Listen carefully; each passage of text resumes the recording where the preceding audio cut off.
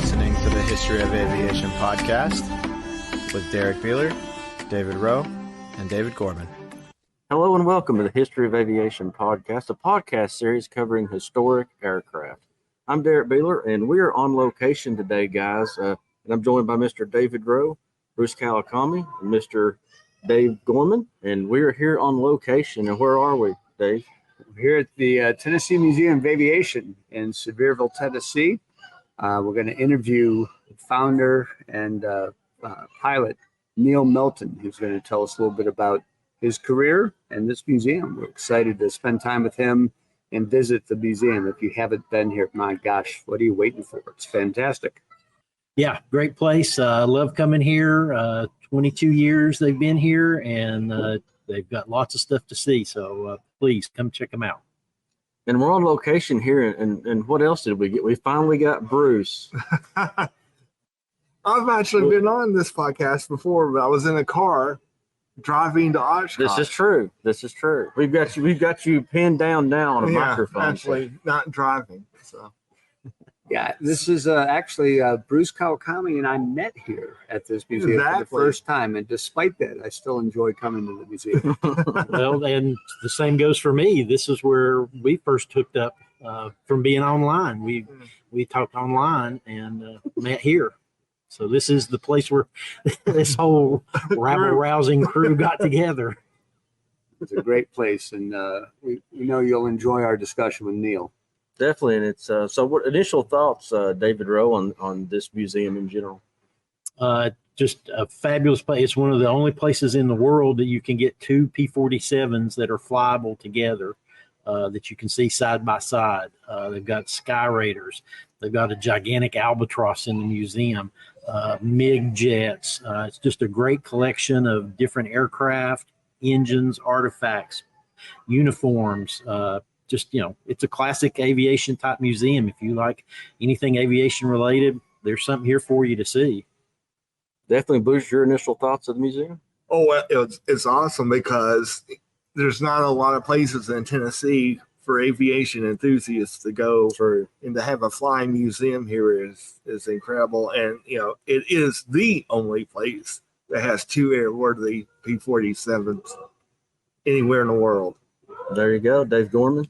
Yeah, you'll come for the Thunderbolts, but you'll stay for the breadth of exhibits. They've got a whole lot of artifacts ranging from a piece of the USS Arizona to an exhibit of chaplains in the military, training aids, the aircraft that are kind of one of a kind. I mean, there are three MiGs not 40 feet away from us right now here at the museum.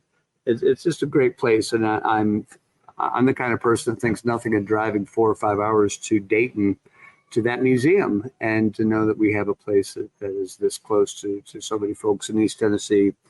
So many people come to Sevierville and Pigeon Forge and Gatlinburg for things, but there's an awful lot that make time to come and visit this museum. It's well worth your time. Admission prices are low. Hours are pretty reasonable. They close Sunday and Monday, but it's great to have it here. I've always enjoyed getting a chance to talk to Neal and his wife Rhonda, who are excellent hosts and approachable folks. You have questions, they make time to answer. Thank goodness. Definitely. And let's jump into this interview. All right. We're here at the Tennessee Museum of Aviation with Neal Melton, and we're thrilled to get to do a on-location podcast today. And I'm going to talk with you about the museum and your own history with aviation. Great. So thrilled for your time, and I appreciate it so much. We're so glad to have this museum close to us in East Tennessee, and the exhibits here are excellent. Lots of things to talk about, but why don't we start, if it's okay, with a little bit of your own personal history. Where'd you grow up? And Greene County, Tennessee. And not too far from here. Nope, about 45 miles to the east, I guess. It's pretty close to where I live. I'm in Bristol. Yeah, so I'm just down the road. Oh yeah. And then what got you interested in flying? I was just fascinated by airplanes from the get-go. I mean, convinced my dad to take me out to the airport there. Remember when it was at Tusculum? You know, it used to be there. Yeah, Tusculum's yeah. still there. The college is there. Well, but the airport was there. Rather, a subdivision there on it now. The same, you can still see the runway. Runway. But we'd go out there when I was 4 or 5 years old and watch Cessnas take off. Got the bug early. Oh yeah, Yeah. That's what it takes. I want to do that. And you did, obviously. So when did you start your flight training? Oh, that was I was 24 years old at that time. I went to Morristown with Miss Johnson up there.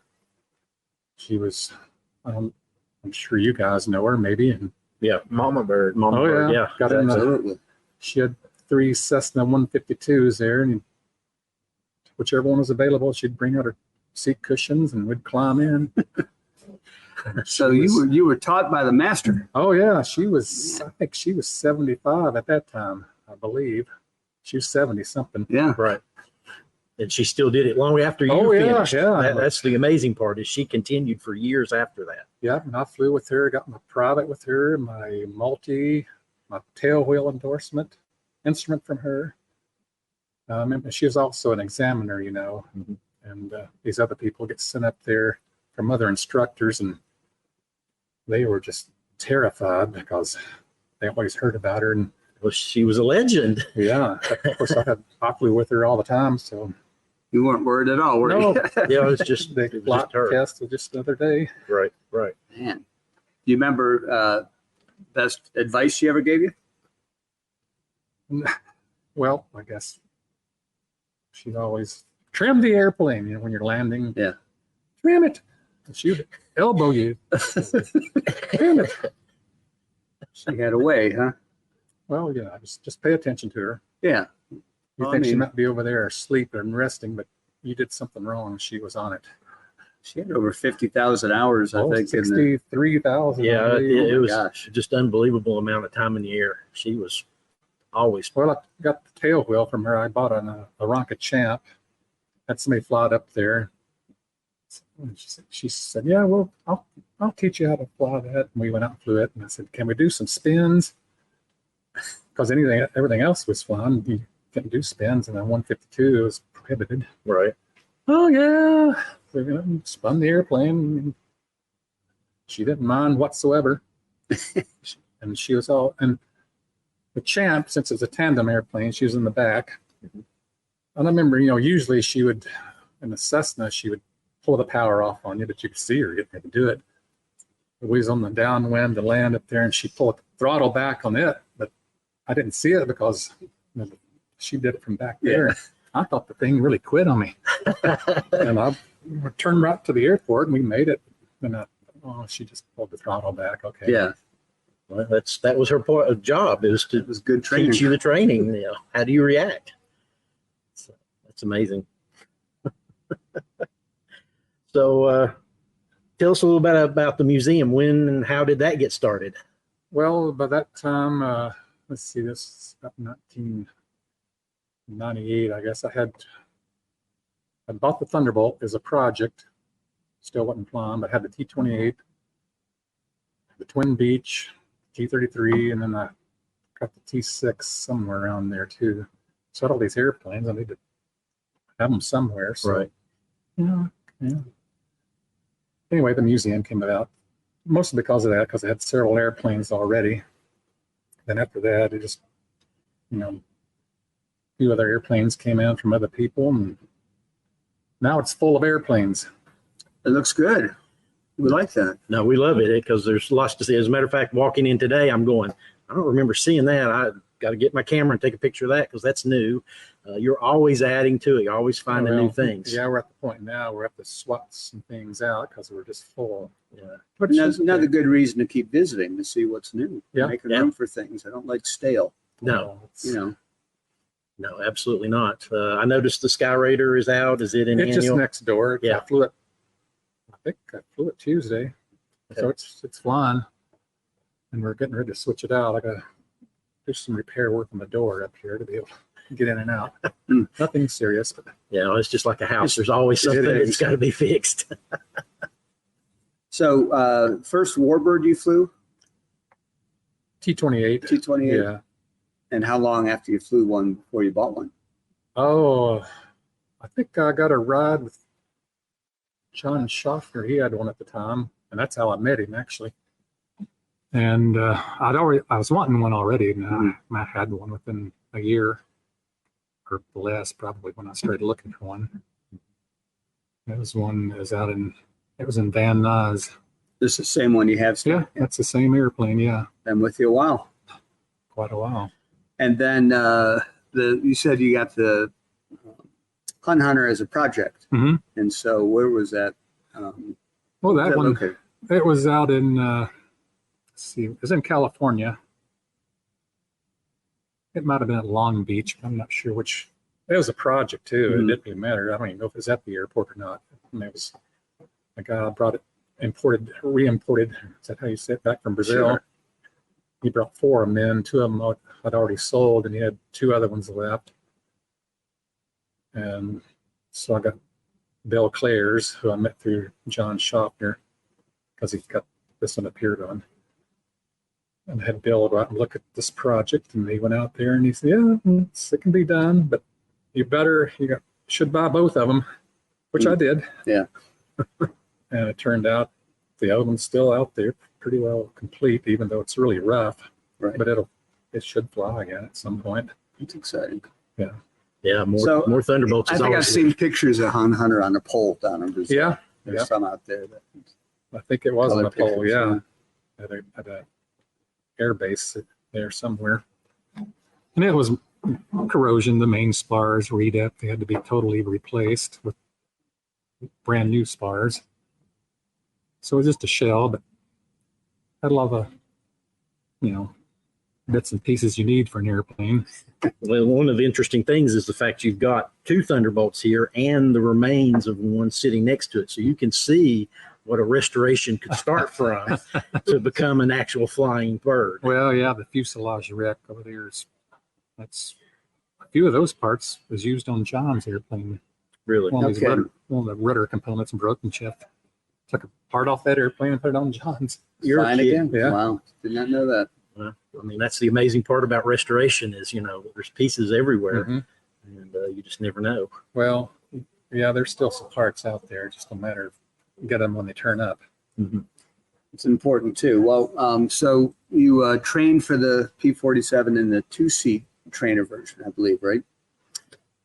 No. Wait a minute. I'm not familiar with that one. They don't have one of those. Tell me about that one. I'm not familiar at all. Well, yeah, the trainer, I had the T6, of course. I mean, Right. T6 up, flew it, got it before the Thunderbolt was finished.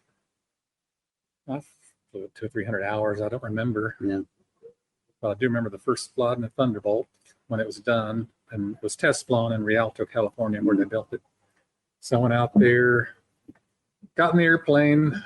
I think I ran the battery down trying to start it the first time. I never had run a 2800. A little different, isn't it? Well, they're all different, yeah. But then finally I got it at a recharge, started up and taxied around. I was using the brakes so much taxing that it stopped, and the brakes were smoking. The paint was popping off the wheels. Oh my gosh. Because, that's a massive airplane. And unlike the T6, you have to take S-turns too, like the T6, to see where you're going. Right. Not just overdoing it on the brakes. Takes a little while. Anyway, I got to the point where I was going to fly the Thunderbolt. Well, I was calm. On the Of outside. course not. No. But, it was uneventful, fortunately. I mean, it took off, and, my right knee was shaking a little bit from giving it some right rudder, but not anything as more than the T6. Took off, got airborne, everything was good.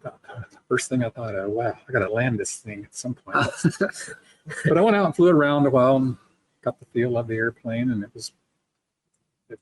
they fly really, really nice. And now you have to get the feel of it at slow speed. They get quite sluggish when you're flying slow, but you got to do that to land. Mm-hmm. Either way, finally decided I better go back and land and come in, did everything as it should be.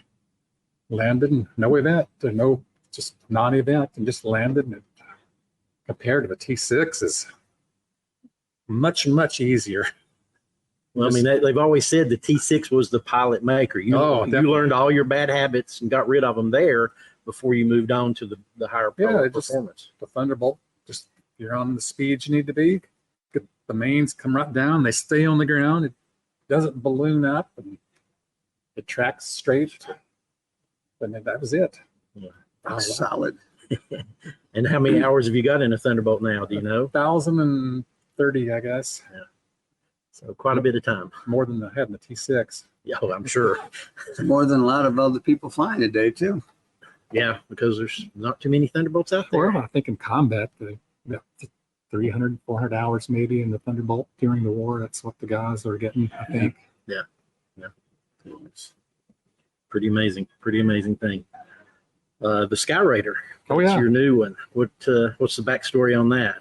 Well, I was admiring the Sky Raiders for a few years because for some reason, the Sky Raider, I mean, I wouldn't say it's a pretty airplane by any means, but it's so big and got this tiny little cockpit sitting up there on this massive airplane. I thought that's just the coolest airplane ever. And I was looking through Trade a Plane when it was in paper form. Mm-hmm. Yes. Of course, you always go back to the Warbird section, thumb through there. And there was a Sky Raider project for sale. They said Vietnam history, but I wasn't really looking at the Vietnam part. I just wanted the Sky Raider. Mm-hmm.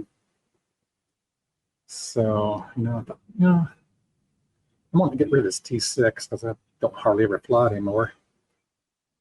And Mark Clark, I don't know if you know him, Courtesy. He had the Sky Raider for sale advertised, so I called Mark Clark and said, Mark, well, that guy that has a Sky Raider project, would he take the T6 in trade? And Mark said, yeah. Actually, first the guy just, Mark just sold the T6 for him. The guy didn't really want the T6. No big deal. We traded. Wow. Of course, the Sky Raider was not flying either. It took that airplane flew last in Thailand in 1975 when some Vietnamese escaped from Vietnam and went to Thailand. They got moved again by Jack Drummond. So it had to be going through. So I was in Torrance, California. So I met Bill Clares out there again.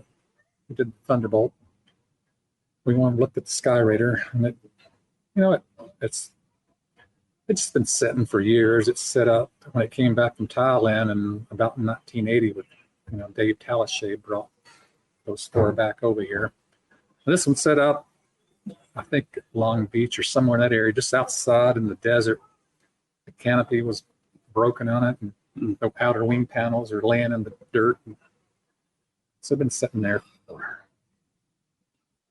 10 or 12 years. I don't know, but the current owner that had it brought it to Torrance and put it in his hangar, and he never really did anything with it, just kind of let it sit there. But he had it for 10 or 12 years. Anyway, he went and looked at the Sky Raider, and first Bill said, yeah, we can do this. Of course they can. I mean, it wasn't that bad, but you don't know about corrosion till you really get into it. So we hauled it by truck from Torrance to Rialto.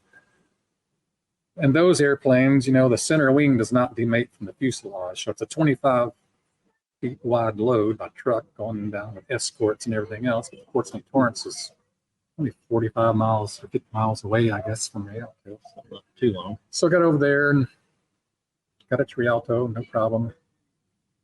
And they started to work on it. And about 2.5 years later, it was getting close.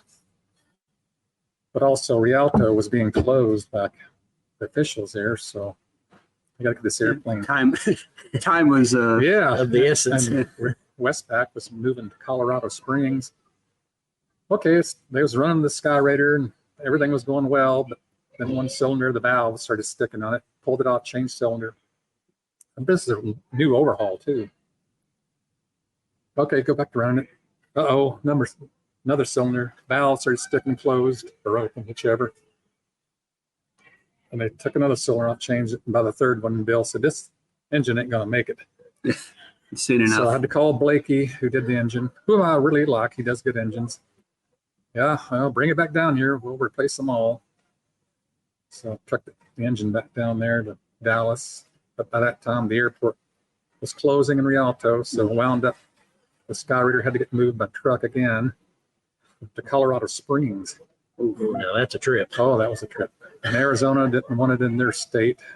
So I think they went up through California and across maybe even, I don't know if they went through Utah. I don't remember the route, but they couldn't go the direct route. That they got ran off the road by a cattle truck once and hit some of these, these big poles they stick in the ditch for snow removal. Yeah. Hit one of those that just did a little damage on the belt. Real outer wing. And not a wreck, just a snow pole didn't survive. Adding to the story. Yeah. Either way, I got it to man. Colorado Springs. I got the new engine on there, and they test flew it. I think Dave Morris came out and test flew it. I think that's who did it. Everything was good. No squawks to speak of. And I got a learner's permit from the FAA. Is like a 90-day permit to fly the airplane because it's a one-seater. And I didn't fly the E model anywhere.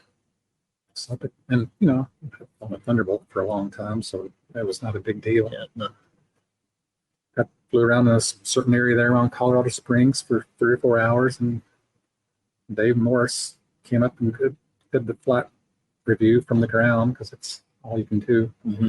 Right, everything went fine. Flew home, nonstop, 4.5 hours. Man, It's a long time in the sea, didn't it? Yeah, and the first flight on that one out Colorado Springs. You've been there? It's a No, I have not. 13,000 foot runway. There's 2 of them, but 6,000 foot elevation. Yeah, I I was think gonna say. 6,500. The first flight in the Skyraider again was throttle it. But the Skyraider does have substantial torque. When you add power, and then every time you add a little power, I mean, you're kicking the right rudder and even even feel that. more than anything else I'd ever been in. I wasn't even takeoff power, but it was fast enough. I just took off. Man, Well, I mean, up and away. if you look at the rear of the Skyraider, the tail is turned Oh yeah, several degrees it is. just to offset that It's got some natural twist in torque. it, yeah. And then you trim the rudder in for 5 or 6 degrees for takeoff, but you have to wait till the airflow gets over Yes. to be effective. It's A amazing. lot of things to think about. Yeah. But it's a great flying airplane, and since that airplane's got the combat history that it does in Vietnam, it's turned out to be it's going to be one of my favorite airplanes because of all the people involved with it in Vietnam, because it went to Vietnam in '68, got shot up, but never wrecked, and survived all of that and got back here. It's pretty amazing history. Well, and one of the things I really liked was when you were having the Skyraider reunions Mhm. with the pilots and listening to those guys tell their stories, the saving of the aircraft from Thailand and everything else. Yeah. We met up, a lot of the special ops guys would come out here for that. Correct. And you remember Don Ingebretson, correct? Mhm. Yep. Him and I are going to Vegas in October for the SOG reunion they have out there every year, because I've been out okay. there a couple of times. It's the same guys. Yeah. They appreciate the Skyraider more than anybody Oh yeah. because they were on the ground. If they're Well, in trouble. hearing those first person stories about what the plane meant to them is really moving because Their tales of what they did is unbelievable. Yeah. I mean, I've read several of the guys' books, and it's just crazy.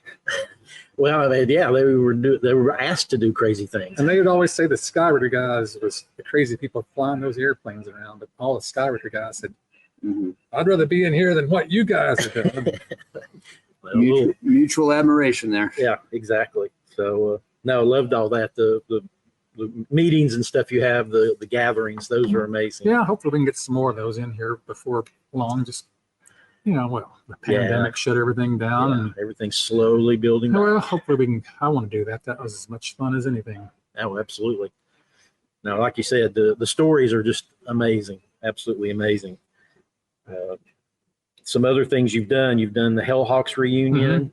You've had Living History Days. The B-17 Yankee Lady has done tour stops here a couple of times. Those are always great. Getting some heavy iron in here. Yeah, those guys are doing. We always got along with them really well. The guys up there, and they have a good operation, and it's getting tougher and tougher for them to keep B-17s. A lot of maintenance. Yes, absolutely. But so far, they're keeping up with it and maintaining, I think. Yeah, it's one of my favorite things is to go to those. We just had them some B-17, B-24 at Tri-Cities Airport, and for me, that's 3-4 days of just joy, just going to the airport and filming and pictures and listening to the engines. I just absolutely love it. I was going through some of my aerofoil stuff. I have got a Warbird weekend from 2003. Oh, wow. I've got photos from that event. Who was in the photos? You remember? There was a Corsair. There was P-38. There was. Oh, wow. So that's Planes of Flames. That was Planes. Yeah, exactly. When they were traveling through. Yeah. So I go back that far with pictures, and I've got videos from like 2009 and 2010 of this Thunderbolts flying together and stuff. So I've got stuff going back a long way from being here. I don't know if Shockner will fly his Thunderbolt anymore since he went to the space station. Well, he's kind of up the ante there a little bit. Yeah, I don't know that the Thunderbolt matches up with going into space. I mean, that's a pretty amazing accomplishment. Oh, yeah. I don't even know what to think about it. I mean, I've dreamed of going to space, but I mean, he's actually done it. So, He's dreamed of flying a Thunderbolt too. I have dreamed of flying. So one of airplanes. those might be a little bit more reachable. Yeah. Yeah, So, might be. to think about. But I always enjoy seeing video of you fly formation with the Thunderbolt or with the Sky Raider, and there've been things have been produced showing several Thunderbolts flying together. What is that like to look out and see 2 or 3 Thunderbolts? Well, yeah. I mean, when you got more than 2, it's a lot of work. And you're sitting there flying with. I've been in flight of 5 a couple of times with Chino guys. I think it might have been both times I was in Chino. But you're flying in that kind of group, and in a photo shoot, it's not really formation like you normally fly either. You're always stacked up out of form. I mean, you're close, but it's for the pictures, not for. Right. But you're out there bobbing around. You think they take thousands of pictures too, and you think none of these are going to be good. And you have to go through thousands of them to find that 1 or 2 that are good. Yeah, 5 or 6%. It's all right. Yep. But it's fun. I mean, I've always wanted to get 6. There's that famous 6 flight, the ones that came back from Peru years ago. Oh, okay. And we never have been able to match that number. That would 5 be is the great. most we've gotten so far. And I've seen video of the Sky Raider out over the lake out here, which is just beautiful. Those videos. I think Uwe Oh yeah, shot some of those, and they're just they show off the beauty of East Tennessee, but the plane looks so great with that background too. It is. I want to do some more of those myself. Yeah. And the air-to-air shoots they were kind of a bit of work at the time, but you're glad you did it when you come back and see the product. Yeah, exactly. Well, Can we talk about some of the other things in the museum? Yeah. You've got some other aircraft on display, and I'm always interested in knowing how you ended up with some MiGs. Oh yeah. You flew those in, I believe. Is that No. correct? My notes not correct. No, Okay. not correct. Actually, I bought those, but I thought I was going to fly these things. Oh man. And at some point I decided not to, but those became available whenever the Soviet Union fell apart. What year was that? 91. 96? yeah, no. Early 90s. Yeah, I don't remember what 91. year. Whenever it was, you could buy these things by the container load, Really? as many as you wanted, and they'd ship them over. They were cheap. Yeah, They're kind of cheap airplanes anyway, but right. they're good airplanes. I mean, they could make 10 or 20 to our expensive airplane. Right. But they're just neat. They're all there. I mean, they could be flown, but they've not been demilled. The engines are sitting in them. Yeah. But I don't want to fly one. Probably a good decision. You've got some other things And- to fly. Yeah, your insurer probably Well, appreciates that thinking too. The So runway here, it's marginal for the T-33, which I have flown in here, and it's just, it takes all the runway. and then you've got you have some other planes in various states of restoration too. I mean, restoration is, Or maybe maybe not active, but you got some planes that look like they some parts of things, and you got that CB. oh, the Republic CB. Yeah, which is kind of cool. Well, I It's just, not going to fly anytime soon. no, but I mean, I picked neat that to up see. locally because I thought it might wind up at the scrapyard, and I didn't want to see that. That's pretty neat. Do you still have that door near? Oh yeah, we want to get that one going. Yeah, Okay, because that's one I want to see. yeah, I want to get that's. I think we can get that one going. I hope. Some of the other stuff you've got the A7 Corsair 2 parked outside. That one is a rough shape. No, it's not in bad shape, really. I mean, Okay. It's not been demilled either. It could fly again. Oh, really? So it is a candidate. Yeah, you've got spare 6 or 7 million laying Right. around. Sure. Bruce, do you remember how you told David about the Corsair? Oh yeah, I told him the museum got a brand new course. Well, got a new Corsair, and I guess he assumed that I meant the other Corsair. His favorite plane. So His that's favorite kinda plane. fair. That was a bit of a cheap trick because I am a big Corsair F4U Corsair fan, and but yeah, that was a good joke. Good joke. Yeah, he wasn't laughing too much at the time though. Well, I mean, that's why I picked. That's an A model Corsair too out there, and that's the one I picked that one because it hadn't, the spars are not cut or anything, so it actually could. Yeah, Theoretically, Yeah. fly That's again. awesome. well, I mean that's the whole point. But I didn't get it for that intent at all. I just thought it was cool, and it was. It's really cool. And the Vietnam era guys, they liked the airplane pretty well. Yeah. I mean, the early model like that one's they said was underpowered, but the later variants, they're good airplanes. Definitely. Okay. I love the OB10, the Bronco, and we actually did an episode on the Bronco here, and I told how going to my first air show at Pax River in Maryland in 1970 and seeing a Marine pilot flying a Bronco, and I didn't understand that planes could bank and turn like that, and this guy just put it through its paces. Oh, yeah. I was like, this is the coolest thing That ever. airplane can do a lot. Oh God, yeah. So you've had that for about 12 years. Oh yeah, probably. Yeah. And it's a flying airplane. I think. I hope I might get some. Just a matter of time. Oh, of course. Everything is time, money. time and money. Time and money, Yeah. but it still looks great. How did you come across Evil Knievel's? Well, it's a replica, Right, I know it is. Yeah. Well, actually, that's just out of the blue. Some museum company called, I think they were in Florida. Hey, we got a replica Knievel Sky Cycle. Do you want it? Well, yeah, I guess. Why not? And it turned out I think they had a 1-year season of a reality TV show with museum men. And that's the whole thing, where they built something that we requested, which we really didn't request. They requested to give it to us. And brought it up here and did a little episode, and it aired, and they were canceled the next season. I think Bruce and I were in that. Yeah, we were in that Oh, yeah? episode. Yeah. Okay, so you know what it is. I mean, Oh, yeah, it was we a lot saw of, actually, it was fun. It was an interesting episode. But you have a lot of cool Hollywood TV related themed aircraft Oh, yeah. and parts and things, don't you? Yep, we got the Twin Beach fuselage, which is it's a mad world, as in more TV shows, and I can, like the A-Team and soap operas and things I don't even know what I was in. Yeah.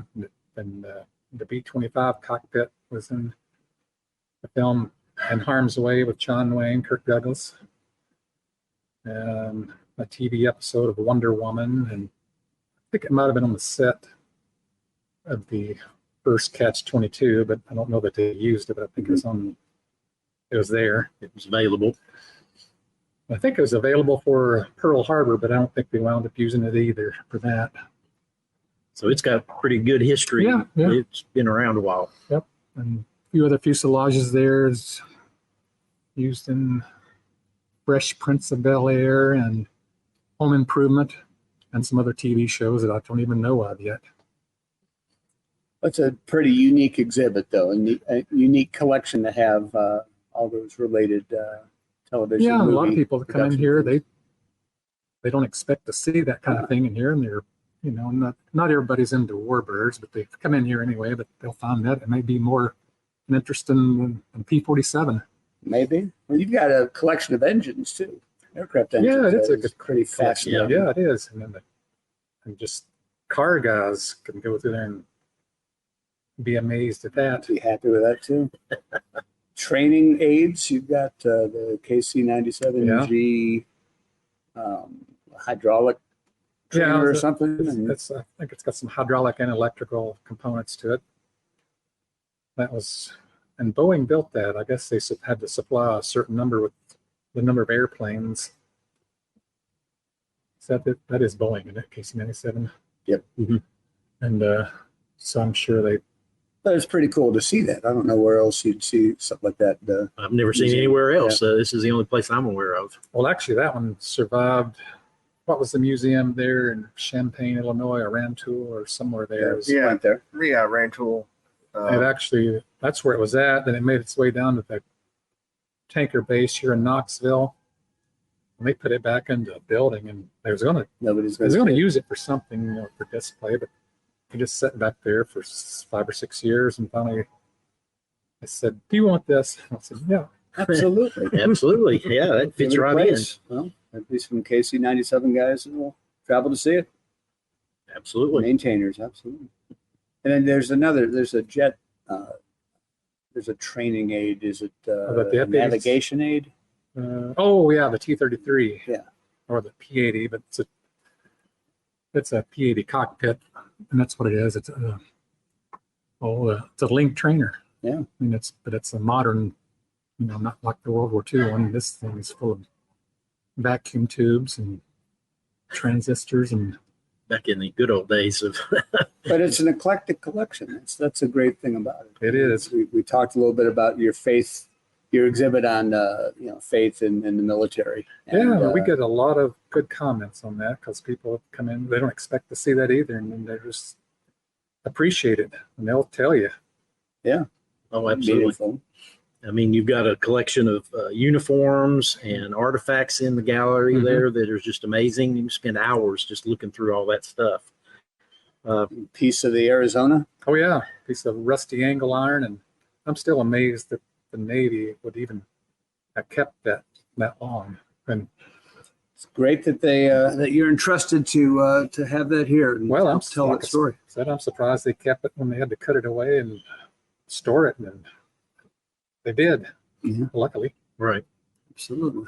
Another thing that I find interesting is, so you've got the Thunderbolts here. You've also got a 40s era industrial metal grinder that was from the factory where those planes were built. Evansville, Indiana. Yeah, I got a call about it's been 2 or 3 years ago now that piece of equipment was available there in Evansville from another guy that I know. They were trying to get a museum up there for a number of years going. They finally got an airplane. But they had to move this piece of equipment, and they said, "Do you want it? Come and get it." I said, "Yep, I'll be there." Well, I mean, it fits right in because it came from the plant that those planes are from. I mean, where else are you going to see a piece that made this part? They're not. So amazing stuff here. Tennessee Museum, or the Tennessee Aviation Hall of Fame. Also. Yeah, we still got that. I don't even know plaques we got in there now. You'll have to go count them. Yeah, it's amazing. Yeah, see, Mama Bird's plaque is pretty cool to see, and Bob Hoover and a lot of folks who changed the course of aviation. Tennessee's history is very rich in that regard, and so this is the Tennessee Museum of Aviation. These folks represented well.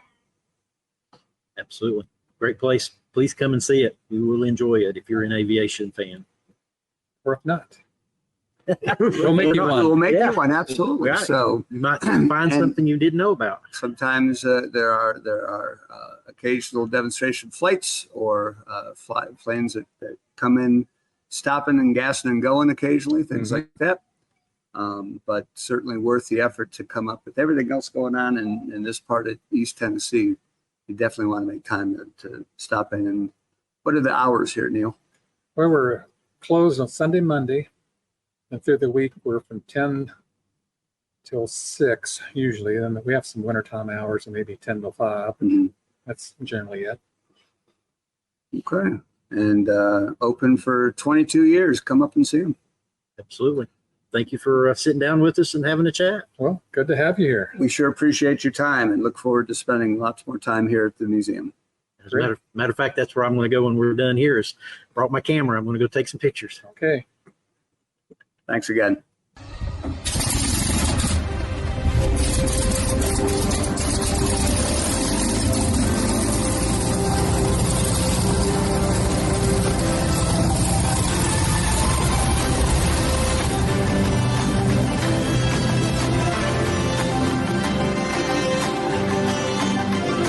This is Joe Morse.